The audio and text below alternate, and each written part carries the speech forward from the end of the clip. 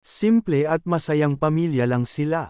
Hanggang sa lumipat sila sa bahay na isinampa. Dito ay naranasan nila ang mga paranormal na aktibidad. Sino kaya ang tutulong sa kanila? Alamin natin ang kwento ng The Conjuring.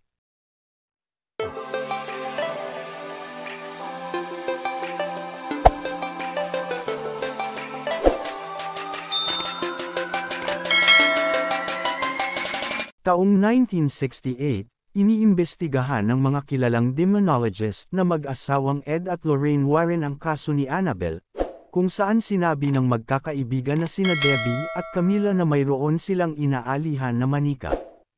Ipinaliwanag nila na sila ay nakipag-ugnayan sa isang medium, pagkatapos nito ay pinahintulutan nila ang espiritu, na nagsasabing siya ay isang 7 taong gulang na batang babae na nagngangalang Annabelle Higgins. Ayon sa kanila ito ay namatay sa apartment nang kunin ang manika. Hindi nila maialis ang manika habang sila ay pinagmumultuhan at ginagambala. Nagpasya sina Debbie at Camilla na desperadong makipag-ugnayan sa mga Warren. Ipinaliwanag ng mag-asawang Warren kung paanong ang manika ay hindi talaga sinapian, at ito ay isang daan para sa isang demonyong espiritu na manipulahin sina Debbie at Camilla upang sa kalaunan ay makuha nito ang isa sa kanilang mga katawan. Pagkaraan ng 3 taon noong 1971, ang pamilyang Perron na sila Roger at Carolyn Perron ay lumipat sa isang farmhouse sa Harrisville, Rhode Island, kasama ang kanilang 5 anak na babae na sina Andrea, Nancy, Christine, Cindy, at April. Ayaw pumasok sa bahay ang kanilang alagang aso na si Sadie. Isang gabi sila ay naglalaro ng hide and flap, aksidenteng natuklasan ang isang pasukan sa hindi kilalang cellar. Ang bawat orasan sa bahay ay humihinto sa 7 minuto pasado 3:00 ng umaga. Nagigising si Carolyn na may karagdagang malalaking pasa tuwing umaga. Isang araw, natagpuan nilang patay si Sadie sa bakuran. Parehong nakatagpo sina Carolyn at Christine ng masamang espiritu. Sa mga sumunod na araw, iba't ibang paranormal na activity ang nagaganap. Tulad ng pagbukas at pagsara ng mga pinto ng mag-isa, at may narinig si Carolyn na pumalakpak kahit walang tao. Kinagabihan, ang kanilang anak na si Cindy ay natutulog sa kwarto ng panganay na anak na babae, kung saan paulit-ulit niyang inuuntog ang kanyang ulo sa isang lumang aparador. Ang aktibidad ay natigil nang ang panganay na anak na babae ay inatake ng isang espiritu na mukhang isang matandang babae. Humingi ng tulong si Carolyn kina Ed at Lorraine Warren, mga kilalang paranormal na investigador, upang patunayan ang kanilang mga alalahanin. Nararamdaman ni Lorraine na may isang masamang espiritu ang nakadikit sa pamilya. Nagsasagawa sila ng paunang pagsisiyasat, at napagpasyahan na dapat silang makisali. Pinaliwanag sa pamilyang Perron na ang bahay ay maaaring mangailangan ng exorcism. Ngunit, hindi ito magagawa ng walang karagdagang ebidensya at autorisasyon mula sa simbahang Katoliko. Sa pagsasaliksik sa kasaysayan ng bahay, nalaman nina Ed at Lorraine na ang bahay ay pag-aari ng isang akusado na mangkukulam, si Bathsheba. Nang mahuli siya ng asawa ni Bathsheba na isinakripisyo ang kanilang 1 linggong sanggol, umakyat siya sa tuktok ng isang puno sa ari-arian, isinumpa ang lahat ng kukuha sa kanyang lupain, at ipinahayag ang kanyang pagmamahal kay Satanas bago siya nagpakamatay.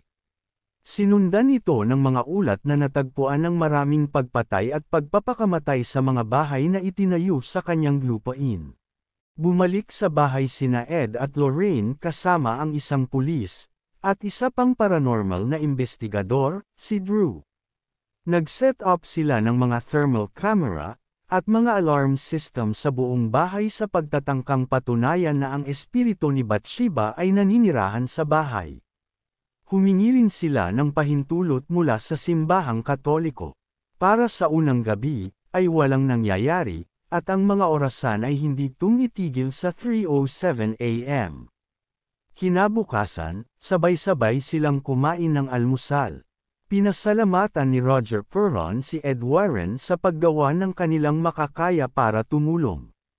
Ipinaliwanag ni Ed na sa bawat exorcism na ginagawa nila, ang isang maliit na piraso ng buhay ng kanyang asawang si Lorraine ay kinukuha, ngunit ipinangako niya na gagawin nila ang kanilang makakaya upang matulungan sila. Sa isa pang gabi ng pagsisiyasat, parang walang nangyayari. Nang biglang mag-sleepwalk si Cindy. Habang naglalakad sa itaas, nakikita ng mga thermal camera ang pagbaba ng temperatura sa paligid niya habang papasok siya sa wardrobe, at ang pinto ay sumara sa likod niya. Pilit na binubuksan ang pinto ng iba upang pumasok sa silid ngunit hindi nila mabuksan. Nakahanap sila ng isang lihim na daanan sa likod ng wardrobe.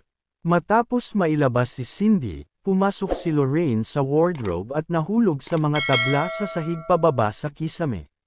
Doon, nakita niya ang mga espiritu ng mga taong sinapian ni Bathsheba, at napagtanto niya ang layunin ni Bathsheba ay kunin ang mga ina at gamitin sila para patayin ang kanilang mga anak. Bakatakas si Lorraine sa kisame at dinala nila ni Ed ang kanilang ebidensya kay Padre Gordon upang ayusin ang isang exorcism, habang ang pamilyang Perron ay tumuloy sa isang hotel. Naputol ang kanilang katahimikan nang biglang nagmaneho si Carolyn pabalik sa bahay at kasama ang dalawang anak na babae. Nagmamadaling pinuntahan nila Ed at Lorraine ang bahay, kung saan nakita nila si Roger at ang pulis na pinapakalma si Carolyn, habang sinusubukan niyang saksakin ang isa sa kanyang mga anak na babae gamit ang isang pares ng gunting. Iminumungkahi ni Ed na tawagan nila ang pari, ngunit sinabi ni Lorraine sa kanya na ang pari ay masyadong malayo. Napilitan si Ed na magsagawa ng exorcism. Habang hinahawakan ng iba ang sinapian na si Carolyn, ipinagpatuloy ni Ed ang ginagawa. Si Carolyn ay tila huminto sa pakikibaka, at sa isang maikling sandali ay tila matagumpay ang exorcism. Biglang bumaligtad ang mga upuan niya at napabalikwas siya. Si Ed ay sumigaw para sa demonyo na ibaba siya, at pagkaraan ng ilang sandali, siya ay pinakawalan sa lupa. Si Ed ay nagmamadaling lumapit kay Carolyn, at sinabihan ang demonyo na umalis sa kanyang katawan. Dahan-daang lumingon si Carolyn kay Ed at sinabing, wala na siya. Samantala, nakita ni Drew si April na nagtatago sa ilalim ng mga floorboard sa kusina. Siya ay sumigaw sa bodega ng alak na siya ay natagpuan niya. Biglang bumalik ang demonyo sa loob ng katawan ni Carolyn at siya ay umakyat sa hagdan ng kisame upang hanapin si April, at ituloy ang sakripisyo. Sina Ed at Lorraine Warren kasama si Roger, ay nagmamadaling umakyat sa hagdanan upang pigilan siya sa gagawin nito. Hinahabol ni Carolyn si April sa pamamagitan ng isang lagusan sa ilalim ng mga floorboard.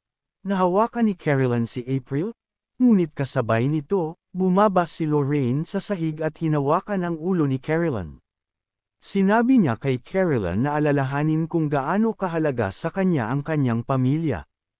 Alalahanin kung ano ang sinabi niya sa kanya tungkol sa kung gaano sila ka-espesyal sa kanya at ang kahulugan ng mga ito sa mundo para sa kanya.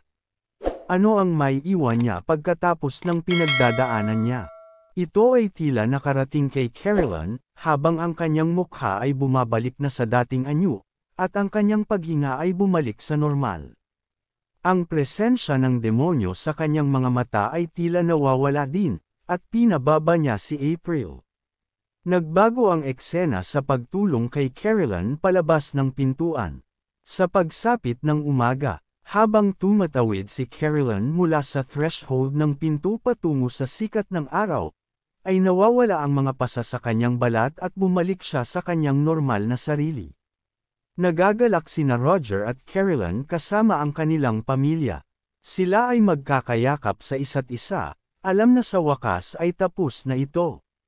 Pagkatapos nilang itakwil ang demonyo sa tahanan ng Perron, bumalik ang mga Warren sa kanilang tahanan. Pumasok si Ed sa lagayan ng kanyang mga gamit at artifact. Inilagay niya ang lumang music box mula sa bahay sa isang bakanteng espasyo ng isang stand. Pumasok si Lorraine sa kwarto, at pagkatapos ay sabay silang umalis. Pagkalipas ng ilang segundo, nagsisimulang tumugtog ang music box sa sarili nito. At dito natatapos ang kwento. Sana ay nagustuhan nyo. Comment down below po kung anong masasabi nyo. Paki-like at subscribe naman po. Maraming salamat po sa patuloy na panunood ng mga video ko. Maraming salamat po.